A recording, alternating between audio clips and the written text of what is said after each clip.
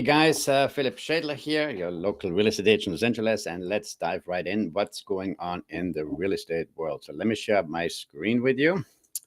Where are we here? Here we are. So today we're going to talk about the U.S. housing market reaches record 55.1 trillion in value. It's a staggering number. So the U.S. housing market is worth a record 55.1 trillion, up 20 trillion since 2020. So what happened in 2020? Remember, 2020, 2021, 22, the housing market just exploded. So a lot of people bought homes and values went up probably 20, 30% in some areas, right? Housing values. So anybody who owned a house at that time, basically, or property, had a value boost. U.S. homes values are up. Turnkey sells faster in this market. This is important. Right now in this market, a lot of people overprice their properties. Again, they sit on the market longer. We're going to talk about as well. And what I discovered is that turnkey properties in the $1 million range, 1.5, somewhere around there in Los Angeles, sell within 40 days. Anything that needs fixing stays on the market longer. This could be because we had the Palisades fires. The contractors are busy, maybe pricey, and also people who have been through the fires, the last thing they want right now is construction, so they want to turnkey properties. As a matter of fact, I have a listing on Gorham Avenue. We're going to go back live on October 1st, and there is a lady in the building that bought a house, a condo, and I had to come to my open house, and I asked her why she wasn't considering my unit, the larger one. She said, because this one needs a little bit of work, right? It's 1981. Original bathroom, so it needs upgrading. But she said, I just didn't want to deal with any construction right now. I lost my house in the Palisades. I just want to get into a place, put up my feet, and just relax and regroup.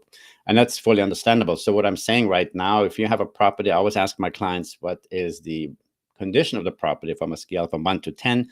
10 being best means nothing. 9 is like a paint job. When you have a 7 or a 6, and I would be on the buyer side, the other side, I would probably use that against you. So this needs to be fixed, this needs to be fixed, this needs to be fixed. Properties sit on the market longer, you would lose. So my suggestion is always keep your property in sellable condition. Doesn't matter what it is, when it is. You never know when you have to relocate suddenly, job transfer, whatever. You don't want to be stuck 2-3 months fixing something. That's just my advice, and that's what I see in the market right now. So let's go back to the sheet that I had here. Let me go back here. This is interesting. So in San Francisco, which had a lot of bad rap and bad reputation with all the homeless issues and everything that's going on up there, but there's an interesting development here. So zip code 94108, which is Nob Hill, has a huge increase in the last year.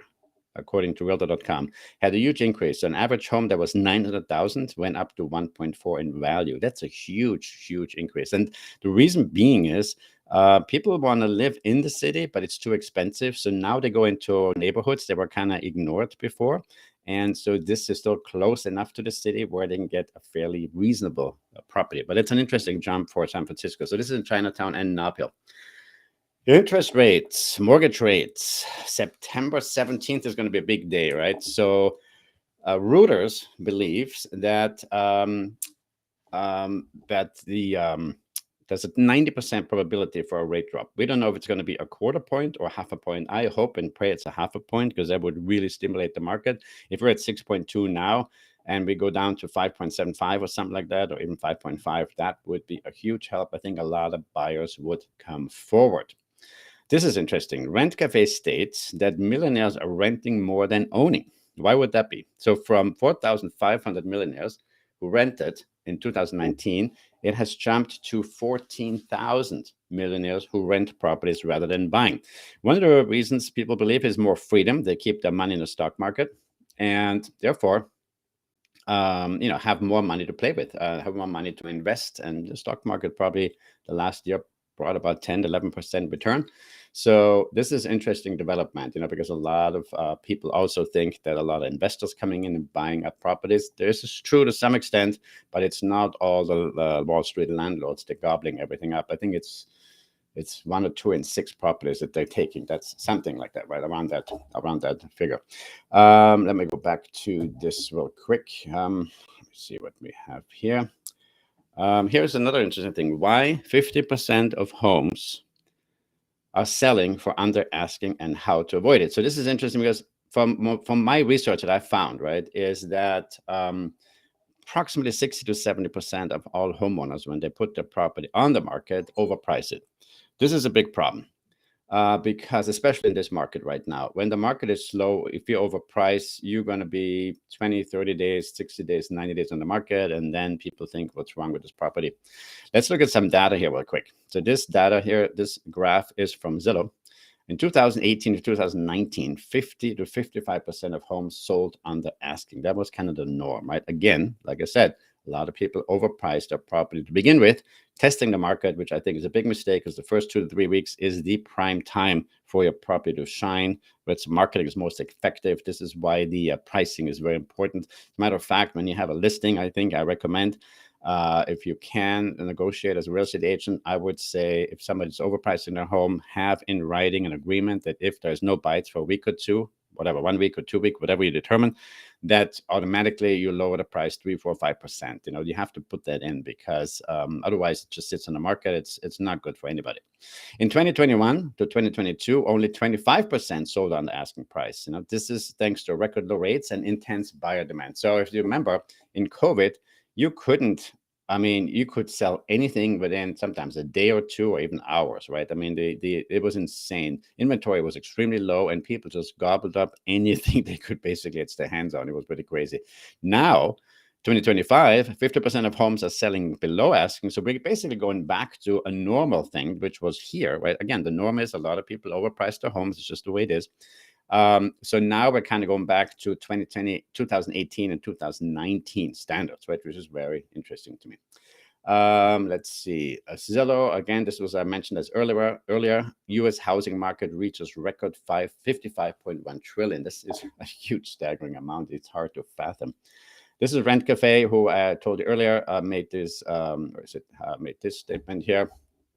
According to Rent Cafe, millionaires are renting more than owning, which is interesting as well. And here's an interesting thing. Price reduction surges as sellers overestimate the market. This is really huge, right? So home sellers are pricing too high and not listening to the market, experts warn. And this is more important than ever right now because the market is slower. And look at all these price reductions that are happening across the country. California, 16%, Nevada, 21%, Arizona, 28%. So all these states, even Florida, which is a really hot market, right? 25% in reduction. So this is huge. Anyway, this is just something I want to relay really quick to you. And if you have any questions, always reach out to me at 310-918-2260. I'd be glad to answer any real estate related questions. Or if you're a first-time home buyer and you want to find out how to get into purchasing a home, especially first-time home buyers, there's a lot of state programs that you may not be aware of. As a matter of fact, if you go to schaedlerrealtor.com, my website, on the first page on the very bottom on the right side, let me just bring it up real quick here. Let me see so I can show it to you in a second. Let me share my screen here. This is important because a lot of people don't realize that this is the case, right? So if you go into schaedlerrealtor.com, and on the very bottom down here is a little link here, down payment assistance. You click on that. I don't get any kickback. This is the state, right? But what I'm trying to say is there is people sometimes who overlook this. And so what you do is you put in your address. Let's say you have a specific neighborhood that you like. You put in the address of a house and then just near there, right? And then put in your information. And this program sometimes can give you $116,000, $150,000, $120,000 down payment assistance from the state, which will get you into a property, something that's very important and overlooked. And you have to remember one thing, while the state is providing these funds, they don't allocate any funds for marketing this fact, right? So you have to really do your own research and your own homework to find these golden nuggets. But this is a good way to get into a property, especially as a first-time home buyer. Anyway, let's hope the rates drop in September. September 17th is going to be an important day. And then my listing is going to go back live on October 1st, hoping that the rates will bring more buyers. Thank you so much for watching. Until next time.